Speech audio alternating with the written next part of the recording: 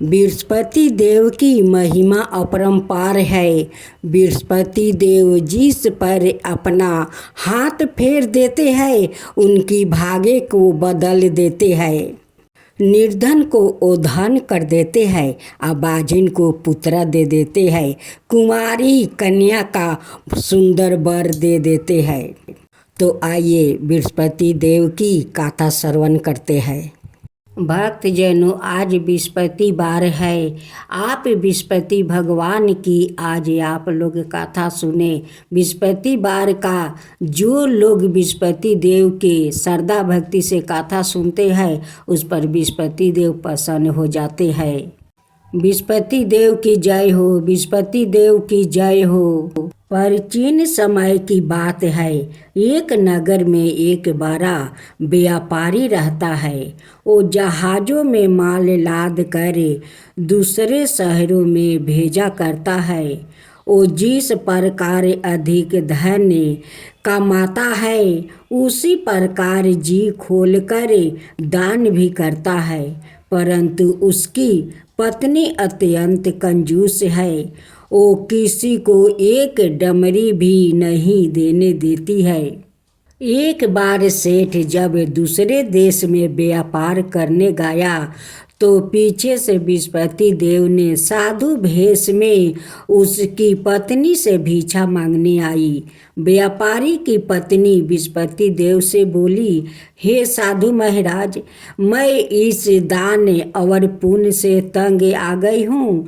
आप कोई उपाय बताइए जिससे मेरा सारा धन नष्ट हो जाए और मैं आराम से रह सकूँ। मैं यह धन लुटाता हुआ नहीं देख सकती। बृहस्पति देव ने कहा, हे देवी, तुम बड़ी विचित्रा हो। संतान और धन से कोई दुखी होता है। अगर अधिक धन है तो इसे शुभ कामों में लगाया करो। कुंवारी कन्याओं का विवाह करवाओ, विद्यालय और बाग बगीचा का निर्माण करवाओ। ऐसे पुण्य कार्य करने से तुम्हारा लोक परलोक सार्थक हो सकता है। परंतु साधु की इन बातों से व्यापारी की पत्नी को खुशी नहीं हुई। उसने कहा, मुझे ऐसा धन की आवश्यकता नहीं है जिसे मैं दान दूं।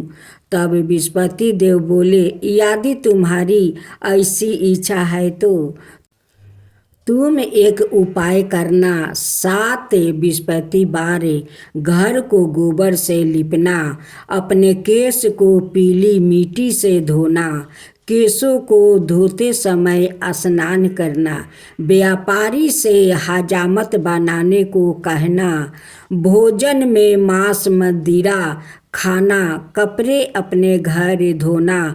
ऐसे करने से तुम्हारा सारा धन नष्ट हो जाएगा। इतना कहकर बृहस्पति देव अंतर्ध्यान हो गए।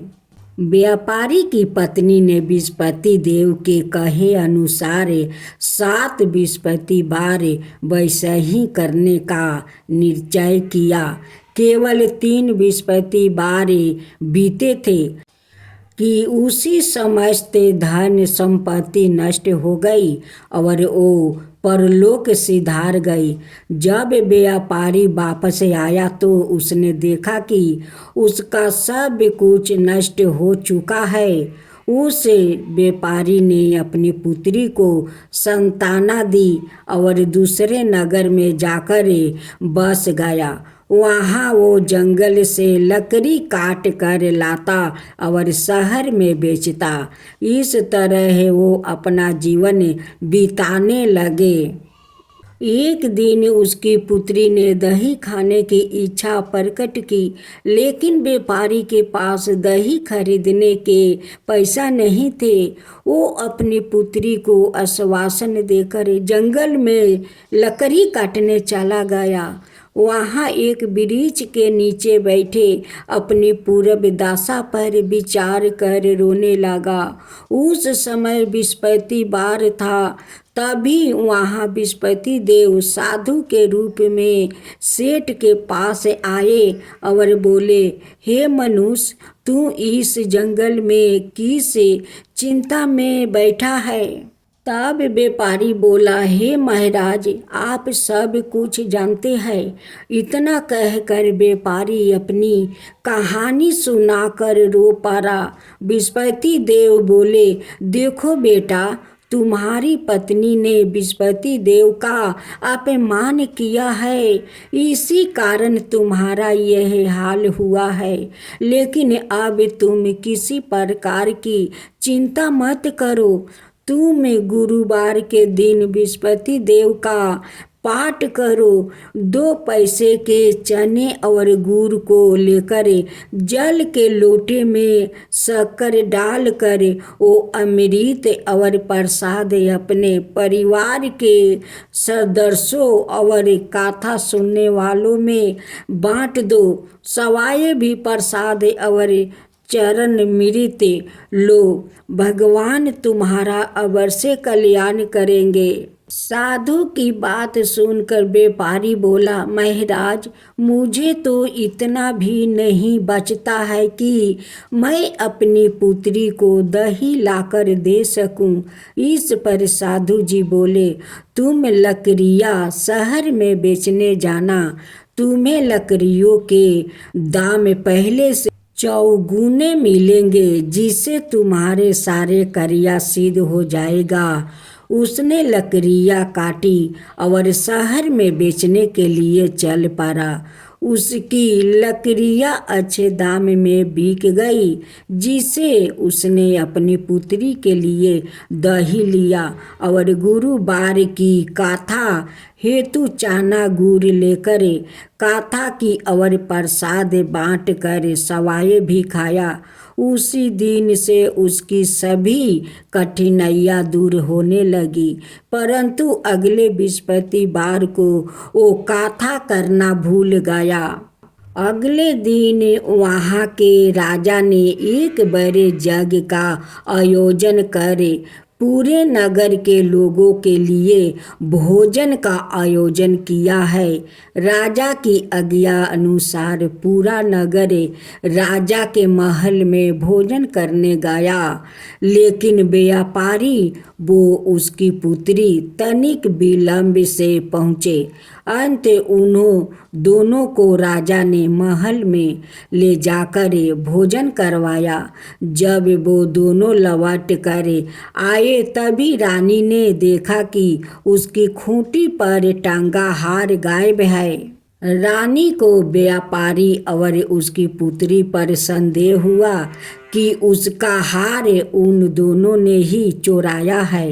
राजा की आज्ञा से उन दोनों को कारावास की कोठरी में कैद कर दिया गया। कैद में पड़कर दोनों अत्यंत दुखी हुए। वहाँ उन्होंने बृहस्पति देवता का स्मरण किया। बृहस्पति देव ने प्रकट होकर व्यापारी को उसकी भूल का अभ्यास करवाया और उन्हें सलाह दी कि गुरुवार के दिन कैद खाने के दरवाजे पर तुम्हें 2 पैसा मिलेंगे। उनसे तुम चने और मुनका मंगवाकर विधि पूर्वक बृहस्पति देवता का पूजन करना।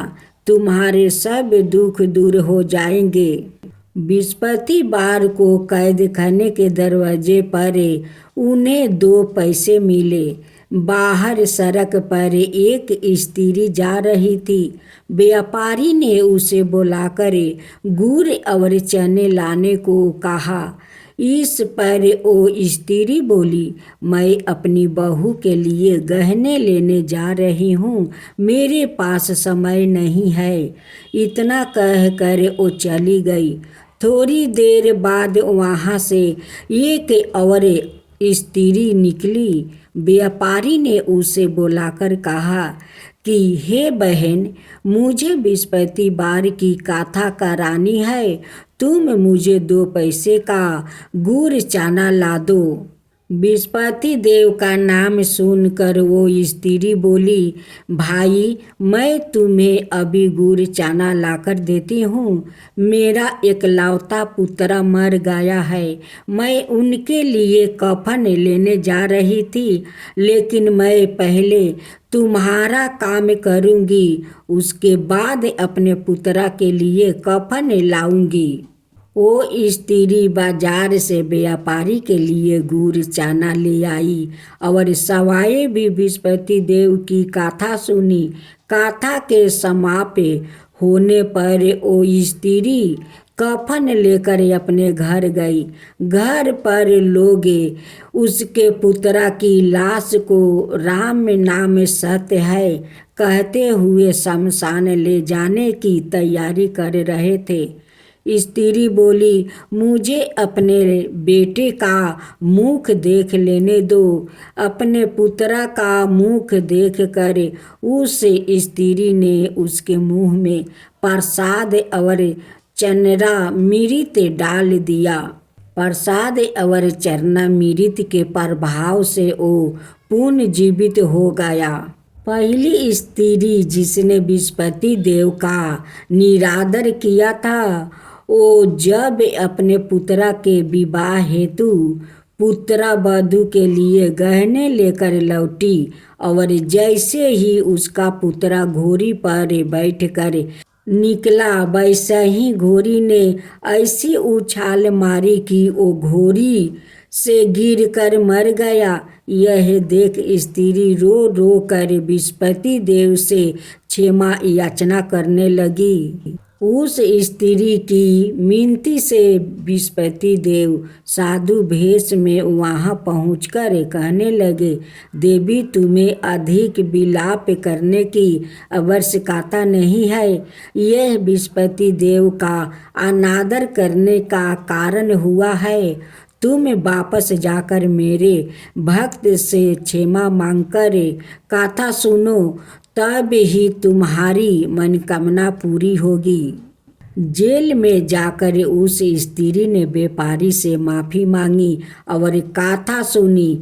कथा के उपरांत वो प्रसाद और चरणामृत लेकर अपने घर वापस गई। घर आकर उसने चरणामृत अपने मृत्यु पुत्र के मुख में डाली। चरणामृत के प्रभाव से उसका पुत्र भी जीवित हो उठा। उसी रात बृहस्पति देव राजा के सपने में आया और बोले, हे राजन, तुम जिस व्यापारी और उसके पुत्री को जेल में कैद कर रखा है वो बिल्कुल निर्दोष है। तुम्हारी रानी का हार वही खूंटी पर टांगा है। दिन निकला तो राजा रानी ने हार खूंटी पर लटका हुआ देख कर राजा ने उस व्यापारी और उसकी पुत्री को रिहा कर दिया और उन्हें आधे राज्य देकर उसकी पुत्री का विवाह ऊंचे कुल में करवाकर दहेज में हीरे जवाहरात दिया। ओम जय बृहस्पति देवा, जय बृहस्पति देवा, छिन छिन भोग लगाऊं के दली फल मेवा। ओम जय बृहस्पति देवा, जय बृहस्पति देवा। तुम पुराण परिमत माँ तुम अंतर्यामी, जगत पिता जगदीश्वर तुम ही सबके स्वामी। ओम जय बृहस्पति देवा, जय बृहस्पति देवा। चरणामृत निज निर्मल सबके पातक हरता, सकल मनोरथ दायक कृपा करो भक्तो। ओम जय बृहस्पति देवा, जय बृहस्पति देवा। तन मन धन अर्पण कर जो जन शरण पारे, प्रभु प्रकट तब हो करे आकर दुआरे खरे। ओम जय विस्पति देवा, जय विस्पति देवा। दीन दयाल दया निधि भक्तन हितकारी, पापी दोष सब हरता भाव बंधन हारी। ओम जय विस्पति देवा, जय विस्पति देवा। सकल मनोरथ दायक सब संशय हरो, विषय विकार मिटाओ संतन सुखकारी। ओम जय विस्पति देवा, जय विस्पति देवा। जो कोई आरती तेरी प्रेम सहित गावे, जेठाय नंदय नंदन कर सो निश्चय पावे। ओम जय विस्पति देवा, जय विस्पति देवा। सब मिलकर बोलो विस्पति भगवान की जय, विस्पति देव की जय।